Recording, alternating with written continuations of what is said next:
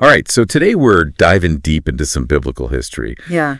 You sent over Matthew chapter 1 from the NIV Bible, and you really want to get to the bottom of it. Yeah, it's a great chapter. Yeah, so it's easy to just kind of gloss over it. Yeah, you see all those names and you're like, oh. Yeah, exactly. What am I looking at here? It's a lot of begats. It is. It's a lot of begats. But it's setting the stage for the entire story of Jesus. Yeah, for sure. So let's start with the first verse. Okay. This is the genealogy of Jesus the Messiah, the son of David, the son of Abraham. Right off the bat. We're introduced to his lineage. You get the big hitters right there. Yeah, and not just any lineage, but a connection to two of the most significant figures in Jewish history, King David and Abraham. Absolutely. So what's the takeaway there? What is he trying to tell us? Well, I think right away, Matthew wants to establish Jesus's credentials. Okay. You know, in ancient cultures, genealogies, they weren't just family trees. Right. They were statements of identity, legitimacy, and connection to powerful ancestors. Yeah, like a who's who. Yeah. It's like this is someone to be reckoned with. Okay. This person comes from a line of greatness. So it's like a royal seal of approval. Exactly. And that makes sense considering the title Messiah. What did that title mean to the Jewish people at that time? So the Messiah was the promised deliverer, a future king descended from David who would restore Israel to its former glory. Right.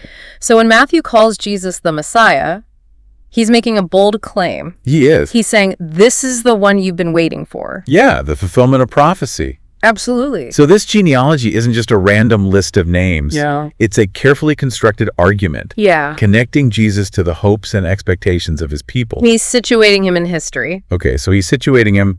And there are some interesting figures in this genealogy. There are some interesting figures for sure. You're talking about Tamar, Rahab, Ruth, and Bathsheba, right? Yes. All Gentiles. Gentiles, meaning? Not Jewish. Not Jewish, okay. Which is really unusual for a Jewish genealogy. It is. I mean, some of Matthew's contemporaries may have raised their eyebrows at this. Oh, I bet. Like, what's going on here? So why do you think he includes them? Well, I think by including these women who were often seen as outsiders, Matthew hints at the universal scope of Jesus's mission. Okay. It foreshadows a gospel not just for the Jewish people, but for all nations. Okay, all nations. A more inclusive and expansive understanding of God's plan. So he's subtly challenging traditional boundaries. Yeah, exactly. Of who belongs and who's included. Right. And it also creates a sense of intrigue. It does. Why these women? Yeah. What do their stories tell us about Jesus's lineage? Right. There's a richness and complexity here that invites the reader to dig deeper. Yeah. I'm really starting to see that. Yeah.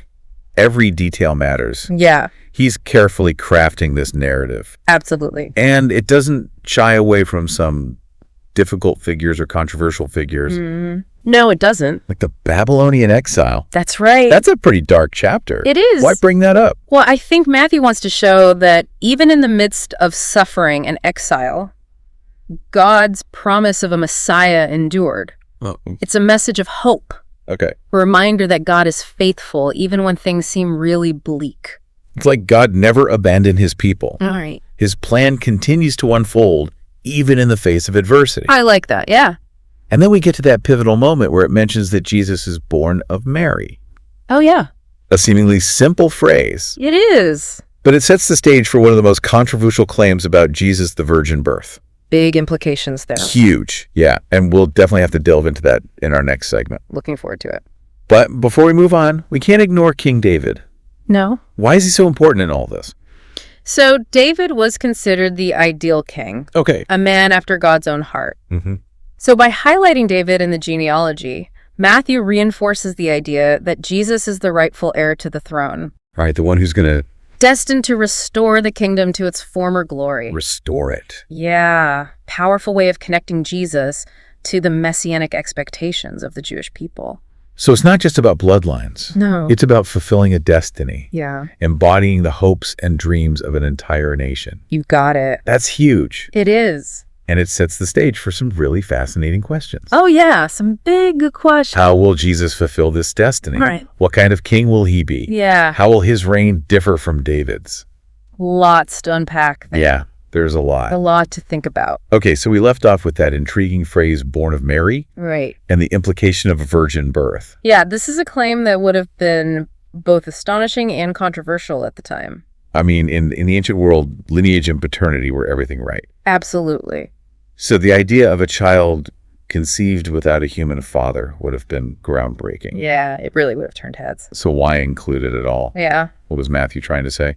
Well, there are a few key reasons, I think. Okay. First, it highlights the divine nature of Jesus. Okay. This isn't just a normal birth. Right. It's a supernatural event orchestrated by God. It sets him apart Exactly. from the very beginning. Yeah, raises questions about his identity and his purpose. Who is this child who enters the world in such a unique way? Right.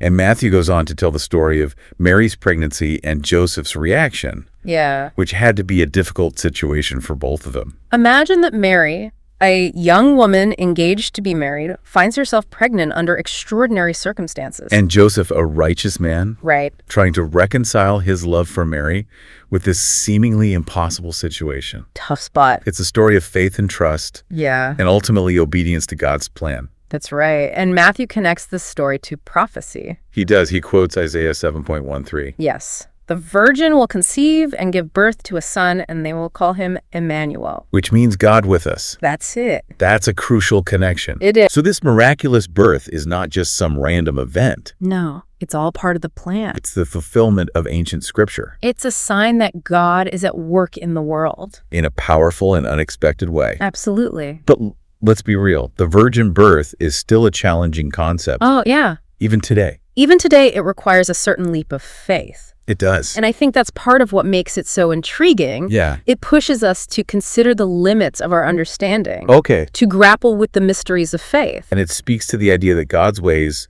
are not our ways. That's for sure. He operates outside of our expectations Right. and our comfort zones. Yeah, he does. And in this case, Yeah. God chose to enter the world in a way that was both humble and extraordinary. I like that, humble and extraordinary. Yeah. He didn't come in power and glory, No. but as a vulnerable child born to a young woman in an obscure village. Pretty amazing. It's a powerful image.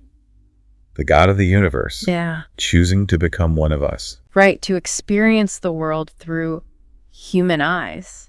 And let's not forget the name at the heart of this story. Right. Jesus. Yeah. It's more than just a name. It's a declaration. Okay. The angel instructs Joseph to name the child Jesus, which means Yahweh saves, or Yahweh is salvation. That's significant. It is. It connects Jesus directly to the God of Israel. Yeah. The one who has always promised to deliver his people. It's a statement of identity and purpose. Absolutely. Matthew is telling us who Jesus is and what he came to do. Right from the very beginning. From the very beginning, to save his people. Yeah. Like a mission statement embedded in his very name. I love that. Yeah, a mission statement. It raises so many questions. Oh, yeah. How will he save his people? Yeah, from what will he save them? And what does that salvation look like? Lots to ponder. We're starting to see how Matthew has woven together genealogy and prophecy, Right. even this controversial birth story. Yeah, to make a really bold claim about Jesus. And we're only in chapter 1. I know, right? We've been unpacking Matthew chapter 1, Yeah, a lot to unpack. and it's clear that every detail has significance. For sure. We've looked at the genealogy, we talked about prophecy, Right, yeah. and we've explored the profound implications of the virgin birth. Yeah, huge implications. But it all comes back to that powerful name, Right. Jesus. Powerful indeed. It's a name that would have resonated deeply with Matthew's original audience. Absolutely. Jesus translates to Yahweh saves, a direct link to the God of Israel. The one who has always promised to deliver his people. That's right. So how does this name, this promise of salvation, shape our understanding of who Jesus is and what his mission is? Well, Matthew is presenting Jesus not just as a great teacher or a prophet, Right. but as the embodiment of God's saving power. Okay. He's the fulfillment of centuries of longing and expectation. And this sets the stage for everything that follows in the gospel. Right. His teachings, his miracles, his interactions with people. All flow from this understanding of him as the one who saves. Exactly. And it's important to remember that Matthew is writing for a Jewish Christian audience. Yeah, they're grappling with how Jesus, a man who lived and died, could also be the fulfillment of their messianic hopes. So he's using language and imagery that would have resonated with them. Right, drawing on their shared history and scriptures to present Jesus in a new light. So he's bridging the gap between the old and the new. Yeah, demonstrating how Jesus fulfills the promises of the past while also ushering in a new era. It's a bold claim, It is. and one that has implications not just for Matthew's audience, but for all who encounter the story of Jesus. It raises some profound questions about the nature of salvation. Like, what does it mean to be saved? Yeah, from what are we saved? And how does Jesus accomplish this salvation? Big questions. Questions that have been debated and explored for centuries. And Matthew's gospel invites us to grapple with them anew. And it's a testament to the enduring power of this text. Yeah. How it continues to challenge and inspire us to think deeply about our own understanding of faith, identity, and purpose. We started with a genealogy. Yeah. And we end up exploring some of the most profound questions of human existence. It's amazing how much depth and richness is packed into just one chapter of the Bible. It really is. It reminds us that the scriptures are not just ancient texts, Right. but living words that continue to speak to us across time and cultures. I don't think I'll ever read Matthew chapter 1 the same way again. Me neither. It's like we've peeled back the layers, uncovering the intricate connections and the profound significance of each verse. That's the beauty of a deep dive. It allows us to slow down, pay attention to the details, and discover new insights that might have otherwise gone unnoticed. So much to discover. Well, our deep dive into Matthew chapter 1 comes to an end here, Sad to see it go. but the exploration doesn't have to stop here. That's right. We encourage you to keep reading, Yeah. keep questioning, Keep discovering the treasures hidden within these ancient texts. and who knows what other fascinating insights await us I can't wait. as we continue our journey through the scriptures. Me neither. Thanks for joining us on this deep dive. It's been a pleasure. We'll see you next time. See you later.